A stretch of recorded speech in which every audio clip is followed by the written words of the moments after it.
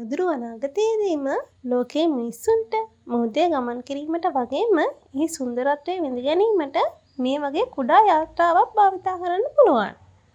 මේ අඩි 150 දිග කැටමරාන් යොට් එකට එයටම ආවේනික වූ සුපිරිම ස්ටැබිලයිසේෂන් සිස්ටම් එකක් ලබා දීලා තියෙනවා.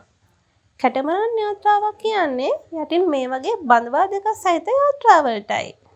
ෂටල් බර්ත් ඩිසයින් කියන සමග වෙලා නිර්මාණය කරපු මේ මාටින් 6 කියන යාත්‍රාවේ ප්‍රධාන ෆීචර් එක තමයි මෙහි ඇති ඇක්ටිව් සස්පෙන්ෂන් සිස්ටම් එක. මෙමගින් ඕනෑම රළු මුහුදක වුවත් ගැස්සීමකින් තොරව ඉතාමත් සැප පහසුව ගමන් කරන්න පුළුවන්.